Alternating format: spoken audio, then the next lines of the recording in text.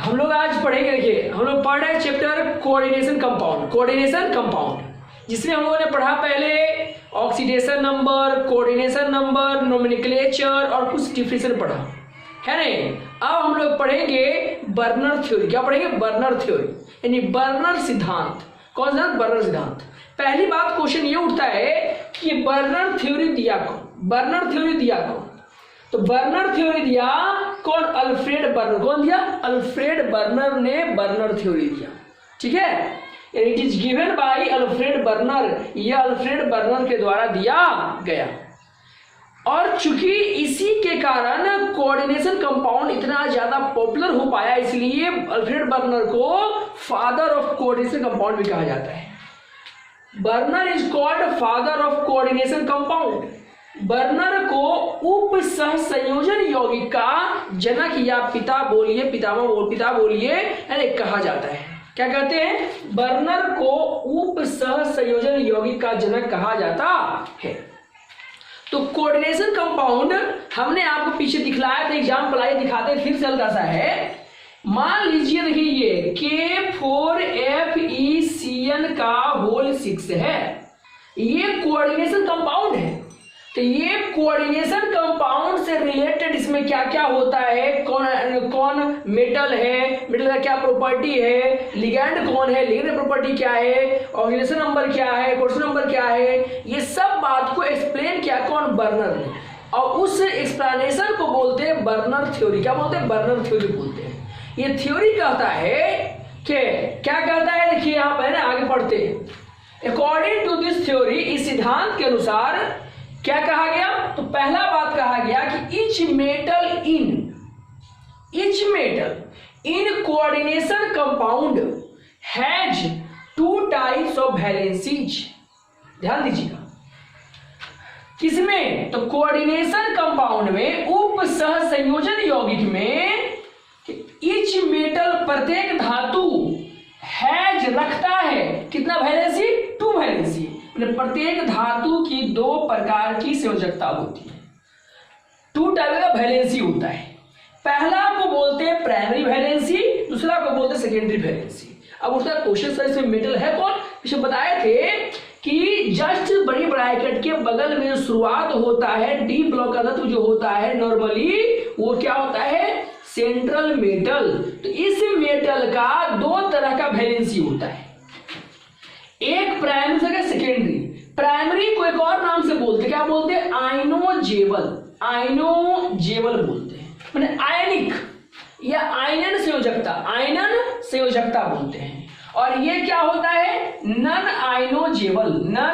आयनोजेबल इसको बोलते हैं कि नन आयनन इसका मतलब क्या होगा? प्राइमरी वैलेंसी आयन से रिलेटेड है, जबकि सेकेंडरी आयन से रिलेटेड नहीं है। ठीक है, आइए आगे देखते हैं। देखिए क्या दूसरा नंबर पॉइंट क्या है? पहला नंबर था कि प्रत्येक मेटल जो उसकी 2 वैलेंसी होती है, प्राइमरी और सेकेंडरी। दूसरा नंबर है कि primary valency satisfied by anion, the number of primary valency depends upon the oxidation state of central metal. यानी प्राइमरी वैलेंसी प्राथमिक संयोजकता जो होती है वो ऋण आयन द्वारा संतुष्ट होता है। क्या? ऋण आयन द्वारा संतुष्ट होता है। जो प्राइमरी वैलेंसी की संख्या होती है वह डिपेंड करता है किस पर? तो केंद्रीय परमाणु, केंद्रीय धातु जो है, परमाणु कहिए या धातु कहिए नहीं, केंद्रीय धातु जो है उसकी ऑक्सीकरण अवस्था या ऑक्सीकरण संख्या पर निर्भर करता है।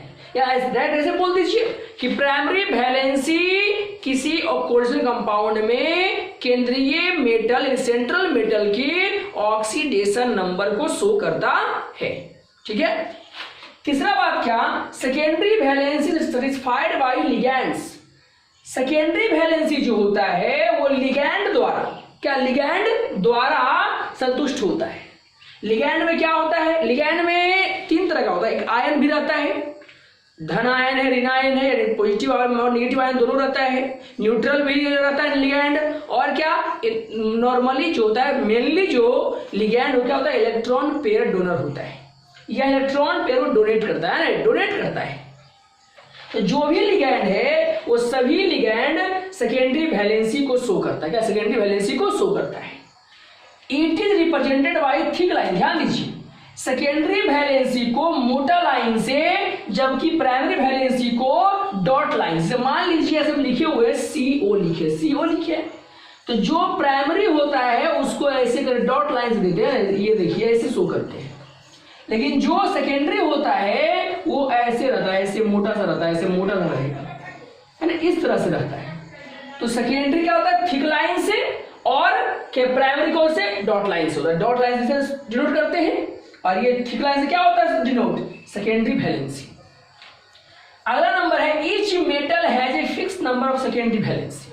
ध्यान दीजिएगा, सेकेंडरी प्रत्येक मेटल जो है उसका एक निश्चित द्वितीयक संयोजकता सेकेंडरी वैलेंसी होती है।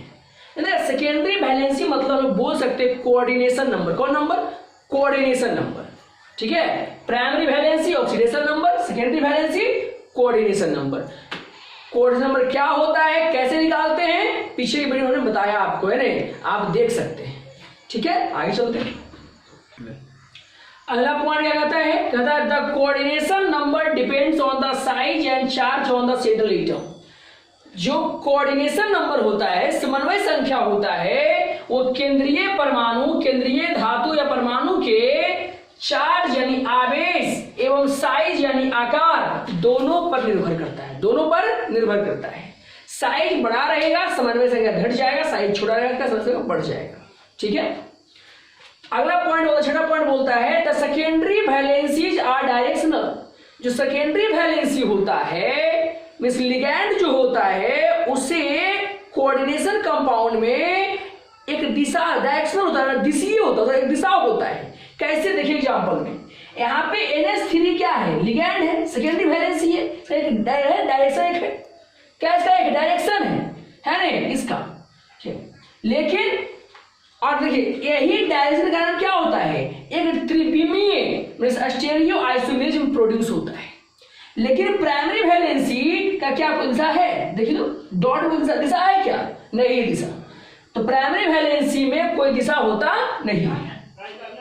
अगली बात बोलता है बर्नर जो है ना, अल्फ्रेड बर्नर ने थ्योरी दिया था तो वह केवल बेसिक कोऑर्डिनेशन कंपाउंड के बारे में ही बताया था, जिसका कोऑर्डिनेशन नंबर 4 से 6 तक, 4 होता है या 6 होता है, 4 होता है या 6 होता है ना। लेकिन अब जो है, अब के युग में जो है कि कोऑर्डिनेशन नंबर 2, 3, 4, 5, 6 वाले भी कंपाउंड का प्रयोग हो रहा है। लेकिन बर्नर थ्योरी के अनुसार कोऑर्डिनेशन कंपाउंड का कोऑर्डिनेशन नंबर या तो 4 होता है या 6 होता है, जिस आधार पे आइसोमेरिज्म बताया जाता है। आगे लोग पढ़ेंगे आइसोमेरिज्म।